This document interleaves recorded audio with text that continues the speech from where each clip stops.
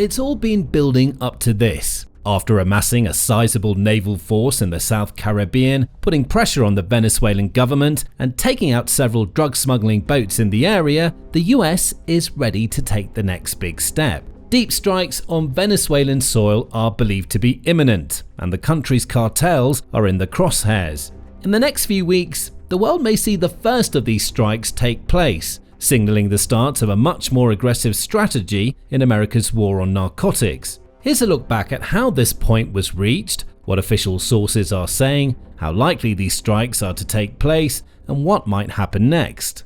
In late August, US President Donald Trump ordered a large and powerful flotilla of Navy vessels to the South Caribbean Sea, not far from the coastline of Venezuela. This was the beginning of a major US push to combat drug smuggling cartels in the region.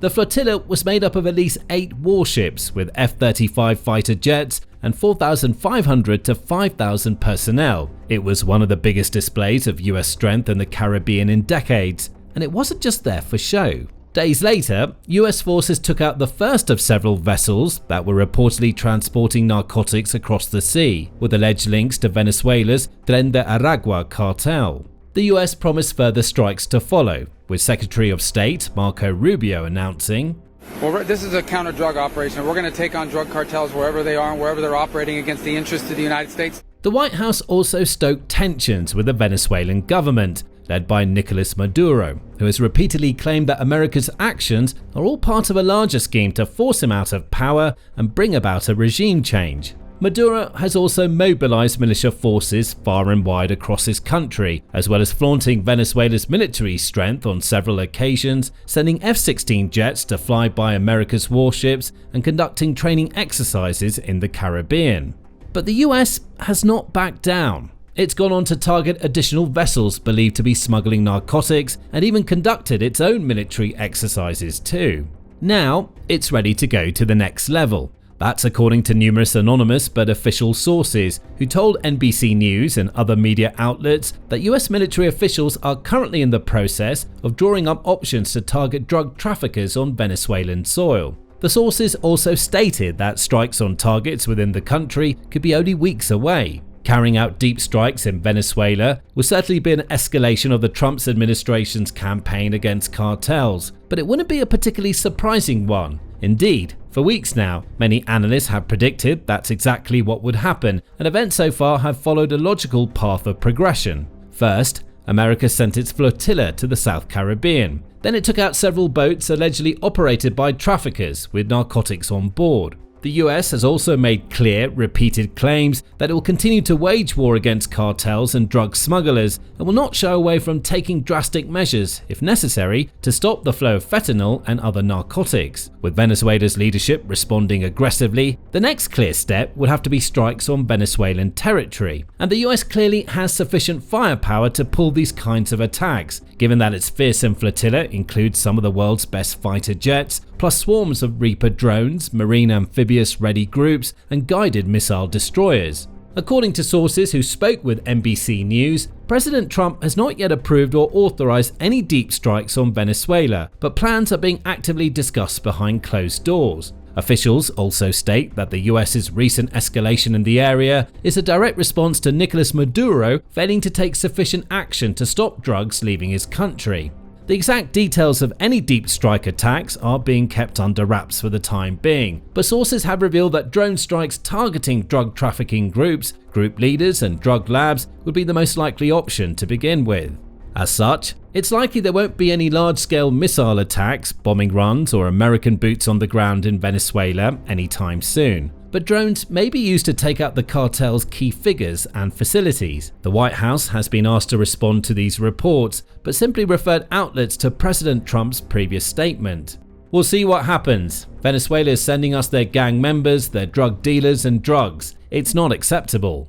President Trump has been weighing up the option of strikes inside Venezuela for some time now, with CNN reporting back in early September that the US president was considering a range of options to target and weaken the Latin American cartels operating in the country. And if looking back even further, there's a growing mountain of evidence to suggest that this is all part of a carefully planned long-term campaign against cartel operations. Earlier this year, for example, the Trump administration designated multiple cartels as foreign terrorist organizations, with the White House stating, "The cartels functionally control, through a campaign of assassination, terror, rape, and brute force, nearly all illegal traffic across the southern border of the United States. In certain portions of Mexico, they function as quasi-governmental entities, controlling nearly all aspects of society. The cartel's activities threaten the safety of the American people, the security of the United States, and the stability of the international order in the Western Hemisphere. Their activities, proximity to and incursions into the physical territory of the United States, pose an unacceptable national security risk to the United States."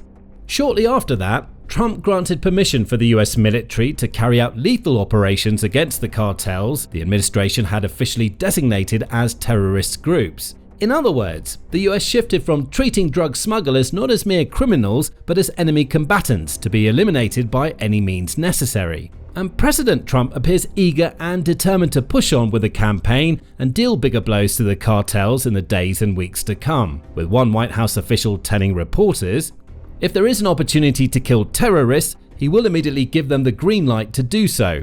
Another senior official stated that Trump is prepared to use every element of American power to stop drugs from flooding into our country and to bring those responsible to justice. While deep strikes seem increasingly likely, there's still a chance they might not occur. Reports also state that talks are currently taking place between the US and Venezuela with the aid of Middle Eastern intermediaries. Maduro has allegedly spoken to these intermediaries and revealed some concessions he would be willing to make in order to remain in power.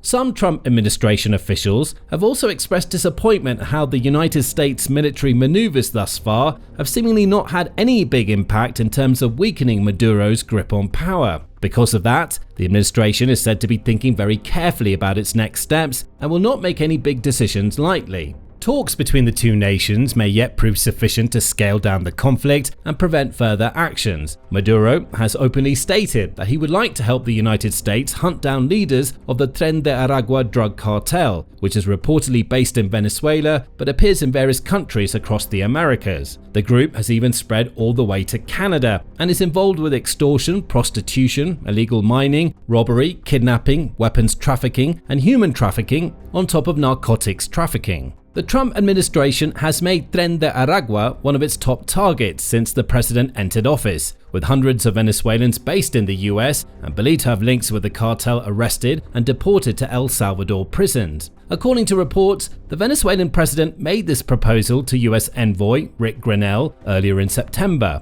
Maduro also wrote a letter directly to President Trump, in which he refuted the idea that Venezuela is a major source of illegal drugs headed to the US, and also urged Trump to enter discussions in order to ease tensions between the two nations. "I respectfully invite you, President, to promote peace through constructive dialogue and mutual understanding throughout the hemisphere." At the same time, Maduro and his government have not exactly proven themselves to be trustworthy people up to this point, and relations between Venezuela and the US remain highly strained. Maduro, for example, has made numerous proclamations about what he calls the empire of the United States attempting to overthrow his regime. Meanwhile, the US has made clearly exactly what it thinks of Venezuela's leader, with White House Press Secretary Caroline Leavitt stating, "The Maduro regime is not the legitimate government of Venezuela. It is a narco-terror cartel. In Maduro, it is the view of this administration, is not a legitimate president. He is a fugitive head of this cartel who has been indicted in the United States for trafficking drugs into the country." Given the highly tense and fractured relationship between these two countries, the idea of talking out may simply not be enough to achieve any sort of outcome the US is happy with. And if talking won't get the job done, military action may be the only path of action left open. Additionally, rather than toning down its rhetoric or showing signs that it wants peace and compromise, the Venezuelan government instead continues to get ready for a direct conflict with the United States. It's carried out numerous recruitment drills in recent days and weeks, calling on as many citizens as possible to enlist, take up arms, and do their bit to defend their homeland. Thousands of militia members have joined the ranks as a result, with many older people in particular donning their combat uniforms and taking part in basic training exercises, with many learning how to handle and fire rifles for the first time in their lives. Despite their lack of training and readiness, many of these people are entirely ready to fight and die, if needed, for the sake of their country. Speaking to BBC reporters, numerous new militia members spoke of their willingness to enlist, like 69-year-old Francisco Ojeda, who said, "If I have to lay down my life in battle, I'll do it. Even the cats will come out there to shoot, to defend our fatherland." 67-year-old Gladys Rodriguez agreed, saying, "We're not going to allow any US government to come and invade." Unfortunately, many of these militia members not only lack training and readiness, but also don't seem to see how they're being exploited by their government. Benigno Alarcón, political analyst at the Andrés Bello Catholic University, is one of many experts who believes that the militia recruitment is all part of a larger plan by Maduro to build what Alarcón calls a human shield for the country's leadership. He argues that Maduro is hoping to get as many civilians enlisted in the armed forces as possible so that any US intervention in the country would likely lead to a greater loss of life, which would in turn paint the US in a negative light. In other words, Maduro wants to use his own people as cannon fodder, which is why he has no problem with senior citizens handling rifles without any prior training or experience. The Venezuelan president also continues to boast about his expanding force, recently claiming that over 8 million civilians have joined the militia. This figure is highly dubious and is likely to be an extreme exaggeration, but there's no doubt that citizens are indeed signing up in significant numbers and being dispatched to various locations around the country, ready to fight back against any sort of incursion or aggression on their territory. This is likely one of the reasons why the US doesn't currently appear to be planning any sort of boots-on-the-ground operation in Venezuela. It has thousands of Marines and sailors ready to deploy should the need arise, but sending troops into the country would be a very big, bold move that could have serious ramifications if firefights broke out between US forces and militia members. Instead, drone or missile strikes seemed the most likely and logical course of action, but could still have far-reaching consequences and lead to a major escalation of the situation. This was confirmed by Venezuelan political analyst Aníbal Sánchez Ismael, who told NBC, "An attack on Venezuelan soil would have consequences from diplomatic protests to an increase in political persecutions of those they classify as collaborators, to further uniting the population with the need to defend sovereignty reaffirmed."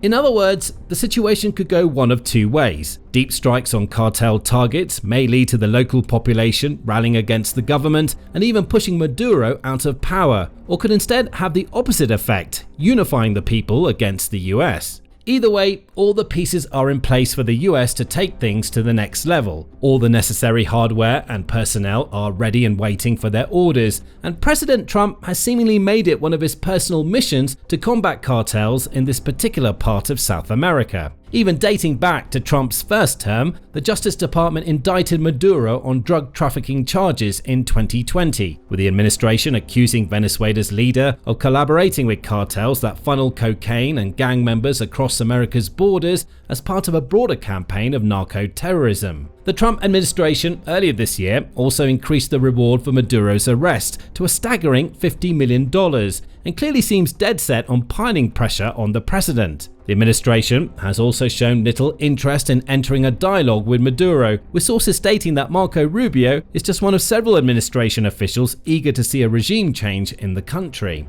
And even when Maduro sent his letter to Trump earlier in September, the White House was quick to issue a stern yet clear response, with Caroline Leavitt saying, "Frankly, I think there were a lot of lies that were repeated by Maduro in that letter, and the administration's position on Venezuela has not changed. We view the Maduro regime as illegitimate, and the president has clearly shown that he's willing to use any and all means necessary to stop the illegal trafficking of deadly drugs from the Venezuelan regime into the United States of America." In spite of all of this, the US is still collaborating with Venezuela in some ways. The two countries have coordinated regarding deportation flights from the US to Caracas, for example, and dozens of these flights have taken place already, removing Venezuelan citizens from America back to their country of origin. Rick Grenell, the US envoy in Venezuela, also reportedly continues to push for a diplomatic resolution to the situation, according to officials. Unfortunately, diplomacy doesn't appear to have made much impact so far, and it may be that the only language the cartels will listen to or understand is one of direct military action. The US has already proven it has the systems in place to gather the intelligence about the cartels' drug smuggling operations. It's located and tracked narcotics smugglers in their boats across the Caribbean Sea, hunting them down and taking them out with ruthless precision time after time. Following that logic, it's certainly within the military's capacities to gather intelligence about where those boats are being loaded up or where the drugs are coming from originally, identifying key targets on Venezuelan soil and carrying out more precision strikes to wipe them off the map.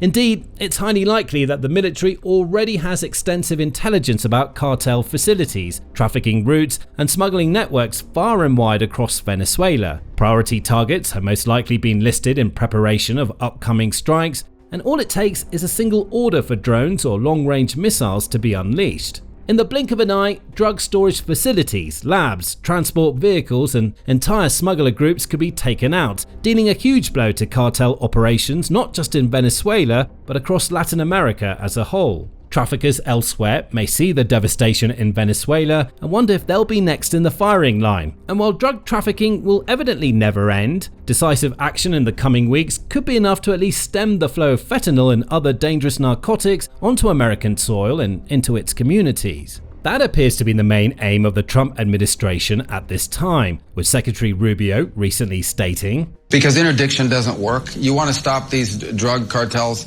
you have to make clear to them they're not going to get their boats here. Interdiction, they don't care about losing a boat. They don't care about losing some drugs. They've already factored that into their business model. What will stop them completely is if they know if they go out there, they're not going to make the journey. Look, this is an imminent, immediate threat to the United States. If you tell me there's a boat full of drugs headed towards the United States, to drop off drugs here and poison our people, that's as big a threat as if some, country was coming in to attack an American city. It needs to be stopped. The way it's been handled in the past hasn't worked. And boy, let me tell you something. You're not seeing nearly as many boats right now as you were a couple weeks ago. So it has worked and it will continue to work. And the president's very simple. He is not going to continue to allow these drug cartels to flood America with poisonous drugs that are killing our people indefinitely. The message from the US is clear and consistent. Drugs have to be stopped, and if that means drone or missile attacks or even more drastic military actions in South America, then so be it. Whatever actions the US takes next will also inevitably have knock-on effects for the Maduro regime. Maduro and various members of his government are reported to have close links with the cartels, and if those same cartels start coming under fire from the US military, they may decide that the current leadership is no longer fit for purpose. This could eventually lead to a coup, a rebellion, or some other complete shift of power, with Maduro ultimately deposed and someone else, ideally someone who's much more willing to work with the US and crack down on cartels, taking his place. Either way, the coming weeks are set to be explosive in more ways than one for Venezuela's cartels and those that support them. The only question left is, when and where will America strike first? Now, learn more about how we reached this point in our recent videos, looking at how Venezuela tried to provoke the US Navy flotilla with its F-16 jets, and how Maduro has slowly but surely prepared his people for all-out war with America. And finally, make sure to subscribe to our channel too, so you can be among the first to find out about what happens next.